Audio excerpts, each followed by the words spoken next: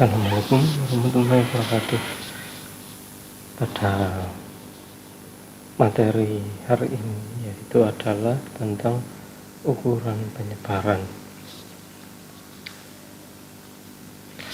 Ukuran penyebaran ini disebut juga dengan ukuran dispersi atau ukuran variansi. Ukuran ini digunakan untuk menggambarkan bagaimana terpencarnya data kuantitatif. Berapa ukuran dispersi yang terkenal antara lain ring deviasi mean, ring semi interkuartil, ring persentil, standar deviasi, dan variansi. Untuk mengenali lebih dalam lagi, kita akan ke slide berikutnya. Dimulai dari ring. Ring itu adalah data terbesar dikurangi dengan data terkecil. Untuk mencarinya sangatlah mudah. Cukup kita cari data yang terbesar dikurangi data yang terkecil, maka sudah didapat ring. Berikutnya adalah mean deviation atau yang disebut dengan rata-rata simpangan atau disebut dengan average deviation, atau bisa juga disebut deviasi mean. Jadi ini ketika datanya tunggal, maka persamaannya seperti ini. X bar merupakan rata-rata atau mean aritmatika biasa. XJ merupakan data ke-1, data kedua, ketiga, dan seterusnya, dan dibagi dengan N merupakan jumlah data. Contohnya seperti ini, data tunggal misalnya 2, 3, 6, 8, 11, maka rata-ratanya adalah 6. Caranya seperti mencari rata-rata biasa, 2 tambah 3 tambah 6 tambah 8 tambah 11 dibagi dengan 5. Nah, berikutnya ada mean deviation. Nah, ini jika datanya tunggal maka seperti ini prosesnya.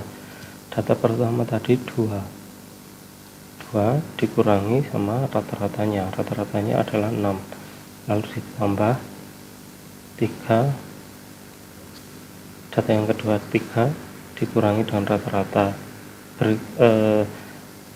dan seterusnya sampai akhirnya data yang isinya 11 ini. Nah, ini tanda lurus absolut, ini artinya ketika hasilnya negatif maka nanti setelah keluar melalui proses pengurangan ini maka hasilnya tetap positif, walaupun nanti dalam prosesnya misalnya seperti ini, 2 dikurangi 6, ini seharusnya min 4, akan tapi karena tanda absolut seperti ini maka hasilnya adalah positif. Dibagi dengan jumlah datanya ada 5, maka ini dibagi 5, maka ketemulah 2,8. ini adalah mean deviation atau rata-rata simpangan. Lalu berikutnya ada data tunggal yang berfrekuensi, maka seperti ini persamaannya, seperti pada yang atasnya ini, akan tetapi dikalikan frekuensi setelah mengalami pengurangan absolut seperti ini, dan dibagi dengan jumlah datanya berapa, hampir sama dengan atasnya. Nah, berikutnya ring semi interkuartil atau yang disebut dengan rentang antarkuartil. Nah, ini yang pertama adalah kita cari kuartilnya, kuartil atas dikurangi dengan kuartil bawah, ketiga dikurangi Q1, maka lalu dibagi 2, maka nanti ketemu ring semi interkuartil dari sekumpulan data seperti ini. Lalu ada yang disebut dengan ring persentil, itu juga hampir sama dengan ring semi interkuartil, jadi dikurangi. Misalnya ring persentil 10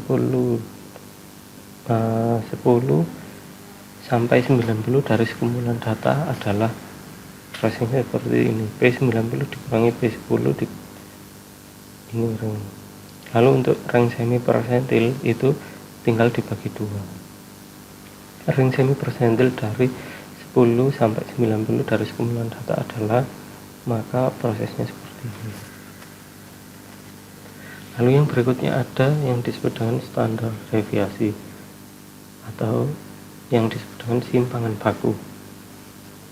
Persamaannya seperti ini, XJ min rata-rata. Jadi ini data keberapa dikurangi rata-rata, lalu kan dalam kurung nanti kuadrat, dan ini dilakukan sampai mulai dari data pertama sampai ada sampai sejumlah data yang ada pada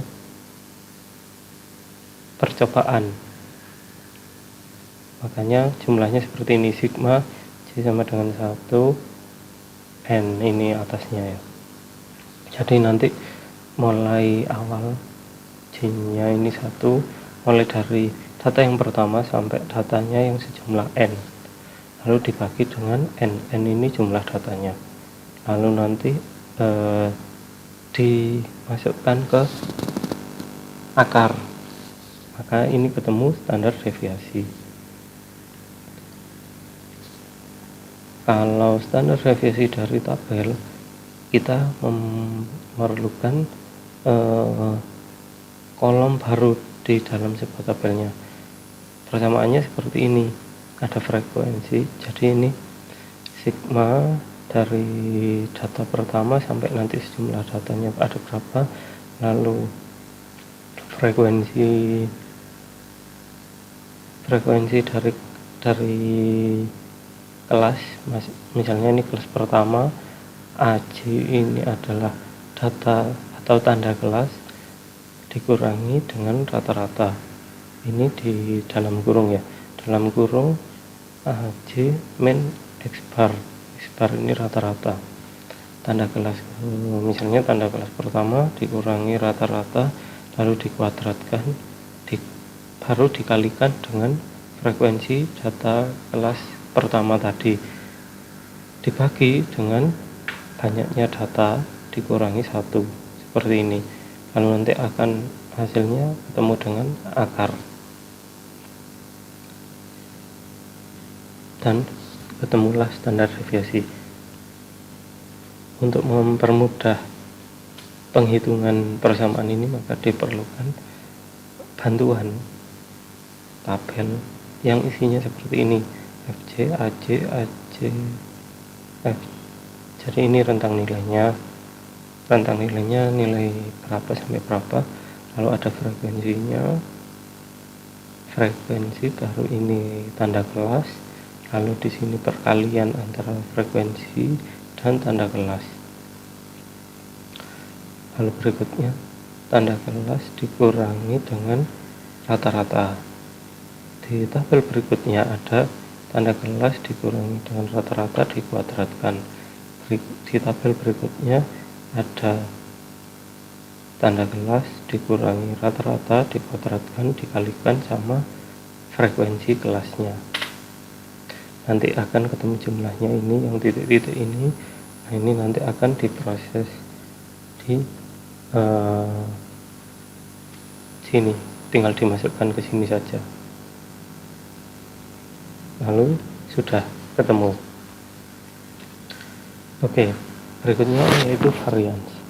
Varians ini merupakan kuadrat dari standar deviasi.